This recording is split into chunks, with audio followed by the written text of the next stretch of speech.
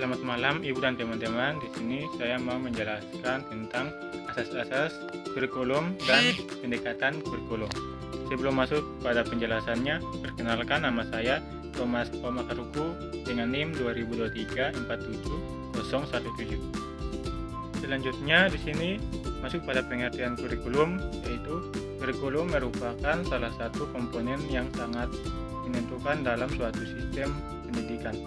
Oleh karena itu, kurikulum merupakan salah satu alat untuk mencapai tujuan pendidikan dan sekaligus sebagai pedoman dalam pelaksanaan pengajaran pada semua jenis dan tingkat pendidikan. Dan berikutnya kita masuk pada asas-asas atau landasan kurikulum, yaitu mengembangkan kurikulum bukan sesuatu yang sudah dan sederhana karena banyak hal yang harus dipertimbangkan dan banyak pertanyaan yang dapat diajukan untuk diperhitungkan. Misalnya, apakah yang ingin dicapai, manusia yang bagaimana yang diharapkan akan dibentuk. Pertanyaan itu menyangkut asas-asas yang mendasari setiap kurikulum. Maka dari itu, kita harus memahami pengertian asas kurikulum. Dan di sini terdapat 3 komponen asas-asas, yaitu yang pertama ada tujuan, visi atau materi, dan materi atau strategi. Berikutnya ada asas filosofis, yaitu asas ini berhubungan dengan filsafat dan tujuan pendidikan. Filsafat dan tujuan pendidikan berkenaan dengan sistem nilai. Sistem nilai merupakan pandangan seseorang tentang sesuatu, terutama berkenaan dengan arti kehidupan.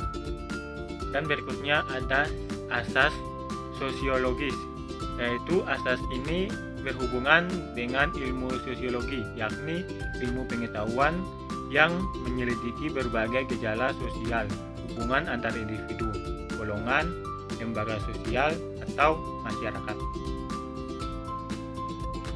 Dan berikutnya ada asas psikologis, yaitu kurikulum dijadikan sebagai alat untuk mencapai tujuan pendidikan yang berkaitan dengan proses perubahan perilaku siswa itu sendiri. Dan berikut ada pendekatan kurikulum. Pendekatan dapat diartikan sebagai titik tolak atau sudut pandang seseorang terhadap suatu proses tertentu. Istilah pendekatan merujuk kepada pandangan tentang terjadinya suatu proses yang sifatnya masih sangat umum. Dan berikut di sini ada behavior, yaitu filsafat behavioristik yang biasa juga disebut dengan SR, stimulus response. Mencangkup 3 teori, yaitu SR, bound conditioning, dan reinforcement. Dan di sini saya akan mau menjelaskan apa itu SR bound atau ikatan stimulus response, yaitu adalah konsep dasar dalam behaviorisme yang menyatakan bahwa perilaku adalah hasil dari asosiasi antara stimulus behaviorisme yang respons organisme.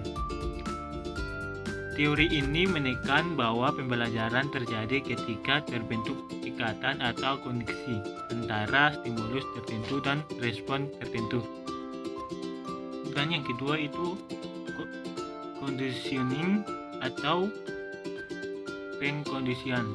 Ini adalah proses pembelajaran di mana organisme belajar untuk mengasosiasikan stimulus dengan respon. Terdapat 2 jenis utama pengkondisian dalam behaviorisme, yaitu yang pertama ada classical conditioning, yaitu dikembangkan oleh Ivan Pavlov. Proses ini melibatkan pemasangan stimulus netral dengan stimulus tak bersyarat yang secara alami memicu respon. Melalui pengulangan stimulus netral menjadi stimulus bersyarat yang juga mampu memicu respon yang berupa respon bersyarat. Contohnya itu seperti eksperimen Pavlov dengan anjing, di mana bel atau stimulus netral dipasangkan dengan makanan atau stimulus tak bersyarat yang menghasilkan air liur atau respon tak bersyarat. Berikut itu operan conditioning, yaitu dikembangkan oleh B.F. Skinner. Yaitu proses ini melibatkan pembelajaran melalui konsekuensi dari perilaku yang diikuti oleh penguatan atau reinforcement cenderung diulang, sedangkan perilaku yang diikuti oleh hukum atau punishment cenderung tidak diulang. Dan yang ketiga itu reinforcement. Ini adalah proses yang meningkatkan kemungkinan suatu perilaku akan diulang di masa depan. Dalam pengkondisian operan, penguatan dapat berupa penguatan positif dan penguatan negatif. Penguatan positif itu sendiri memberikan stimulus yang menyenangkan setelah perilaku tertentu, sehingga meningkatkan kemungkinan perilaku tersebut akan diulang. Contohnya, memberikan pujian kepada anak setelah ia mengerjakan pekerjaan rumahnya. Dan penguatan negatif yaitu menghilangkan stimulus yang tidak menyenangkan setelah perilaku tertentu, sehingga meningkatkan kemungkinan perilaku tersebut akan diulang. Contohnya itu mematikan alarm yang berbunyi setelah kita bangun dari tidur. Dan berikut kita masuk pada manajerial, yaitu adalah sebuah pendekatan yang bersifat sistematis karena penggunaan yang teratur dalam melibatkan unsur-unsur yang terpadu di dalam proses pembelajaran.